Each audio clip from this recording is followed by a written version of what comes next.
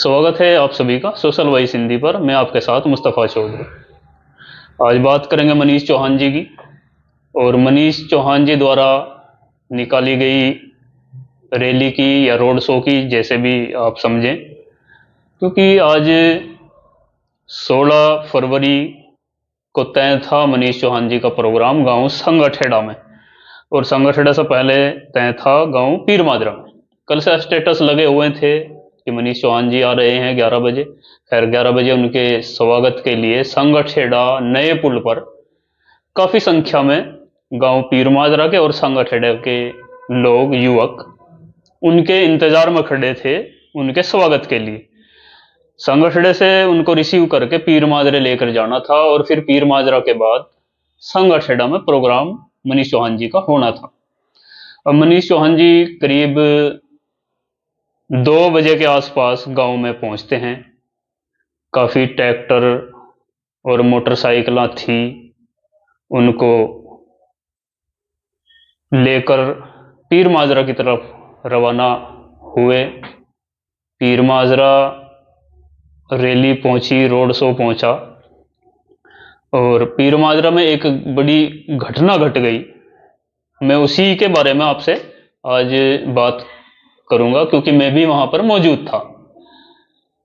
मैं पीर माजरा में मनीष चौहान जी की यात्रा से, रोड शो से पहले पहुंच गया था, जहां पर प्रधान जी, खालिद प्रधान के यहाँ प्रोग्राम था। वहां पर स्टेज लगा हुआ था और कुछ ग्रामीण वहां बैठे हुए थे। मैं पहले ही जाकर वहां पहुंच गया था, लेकिन आधे घंटे के बाद सूचना मिलती है, हो हल्ला होता है कि रोड पर लड़ाई हो चुकी है। अब मैं भी वहां से उठा और अपने सहयोगी के साथ, जो पीर माजरा के बीचों बीच से रोड होकर जाता है रामपुर, वहां पर पहुंचा तो देखा पथराव हो रहा है। इमरान प्रधान, जो पूर्व प्रधान थे पीर माजरा के, उनके घर के बाहर, वहीं पर रोड पर उनकी बैठक है और वहीं बराबर में उनका मकान है। मैं जैसे ही मैंने अपना कैमरा चालू किया, उस समय दोनों तरफ से पथराव हो रहा था। कुछ युवक रोड पर से ईंट बरसा रहे थे, और दूसरी तरफ से इमरान, जो पूर्व प्रधान थे, उनकी छत से भी पत्थर या ईंट फेंकी जा रही थी। और सबसे बुरी बात यह रही कि जहां पे ये दंगा हो रहा था, ये फसाद हो रहा था, ये पथराव हो रहा था, वहीं पर रोड पर करीब काफी ईंटें रखी हुई थी। बड़ी संख्या में ईंटें रखी थी, किसी ने मकान के लिए वहां डाली होंगी, वहीं पर पड़ी थी 2-3 बुग्गी, और उसी में से ले करके युवक दूसरी साइड ईंट फेंक रहे थे, और दूसरी तरफ से भी पथराव हो रहा था। या आप इससे पहली वीडियो में आप देख सकते हैं। मैं कवरेज करने लगा, मैंने वीडियो बनाई, दोनों पक्षों की वीडियो उसमें आपको दिखाई देगी। कौन गलत है कौन सही है ये आप डिसाइड करें, या जो शासन प्रशासन होगा वो डिसाइड करेगा। बात ये करेंगे कि इसकी शुरुआत हुई कैसे। जैसे ही मैं पहुंचा, वहां मनीष चौहान जी तो नहीं थे। बताया गया कि मनीष चौहान जी आगे निकल गए हैं, और जो पिछली तरफ जो भीड़ थी, उसके साथ दूसरे पक्ष के साथ कुछ आपस में बहसबाजी हुई। पूर्व प्रधान इमरान पक्ष का आरोप है कि एक लड़का जो दुकान डीजल पेट्रोल की करता है, उसका कोई स्टूल रखा था, उसमें ट्रैक्टर का पहिया लगा या किसी ने वैसे मारा। ये उन लोगों का आरोप है। इसमें कितनी सच्चाई है मुझे नहीं पता, क्योंकि ये सब मेरे आने से पहले हो चुका था। और दूसरे पक्ष का आरोप है कि इन्होंने हमारे साथ छेड़छाड़ की। अब इसमें सच्चाई क्या है ये मैं नहीं कह सकता, ये तो वो जानते होंगे जिनके साथ ये कुछ हुआ। लेकिन जो भी हुआ बेहद दुखदाई हुआ, घटना बड़ी जबरदस्त हुई। और इस घटना के बीच में सबसे जो तारीफ करना चाहूंगा, जिसे इस दंगे को कंट्रोल करने में अपनी अहम भूमिका निभाई, संगठेड़ा के इनाम प्रधान जी। वो बड़ी शिद्दत के साथ, बड़ी जद्दोजहद के साथ दोनों पक्षों के बीच डटे रहे। क्योंकि मैं आपको बता दूं, जो ये पथराव जिन पक्षों के बीच हुआ, इसमें बड़ी संख्या संगठेड़ा के युवकों की थी। और क्योंकि इमरान प्रधान पीर माजरे के थे, और इनाम प्रदान, ये जो मध्यस्थता, जो बीच बचाव करने वाले थे शख्स, वीडियो में आपको साफ दिखाई दे रहे होंगे, ये संगठेड़ा से थे। इनाम प्रदान की तारीफ जितनी की जाए कम है। यदि इनाम अपनी सक्रियता न दिखाते तो दंगा बहुत बड़ा हो सकता था, कोई दुर्घटना हो सकती थी, जान जा सकती थी, काफी चोटें आ सकती थी। उन्होंने बीच में बड़ा बीच बचाव किया और दोनों पक्षों को समझाया बुझाया, बड़ी जबरदस्ती दोनों पक्ष शांत हुए। अब मनीष चौहान जी आगे निकल चुके थे। मनीष चौहान जी से हमने संपर्क करने की भी कोशिश की, लेकिन उनका फोन रिसीव नहीं हुआ। खैर, इस तरह की घटना नहीं होनी चाहिए थी।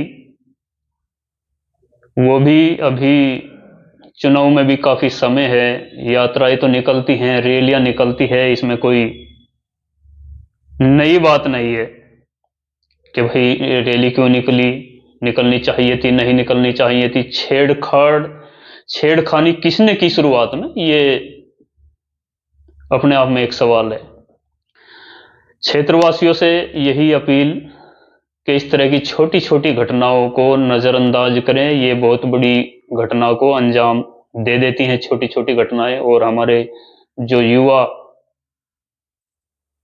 यात्रा में थे, रैली में थे, रोड शो में थे, उन्हें भी संयम बरतना चाहिए था। मैं कोई आरोप किसी पर नहीं लगा रहा कि शुरुआत किसने की। मैंने जो देखा वो कैमरे में रिकॉर्ड किया और उसकी वीडियो इसी प्लेटफॉर्म पर पड़ी हुई है। आप देख सकते हैं कौन गलती कर रहा है, कौन नहीं कर रहा।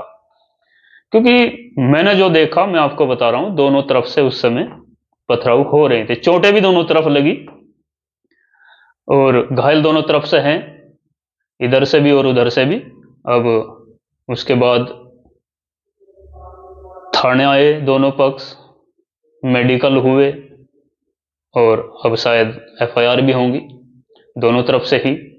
मेरी यही अपील है मनीष चौहान जी से, इस तरह की घटनाएं नहीं होनी चाहिए थी। मनीष का कोई इसमें ऐसा तो नहीं है कि भाई मनीष ने करा दिया या किसी और ने करा दिया, ये अचानक हो जाते हैं ऐसे हादसे। लेकिन इसमें मनीष चौहान जी को पहल करके दोनों पक्षों में समझौता कराने की कोशिश करनी चाहिए। और न सिर्फ कोशिश, क्योंकि वो तो दावा भी करते हैं अपनी, जितनी भी उनकी रैलियां मैंने देखी पहले भी, और वो इसी चीज का दावा करते हैं कि हम अक्सर फैसला कराने में पहल करते हैं।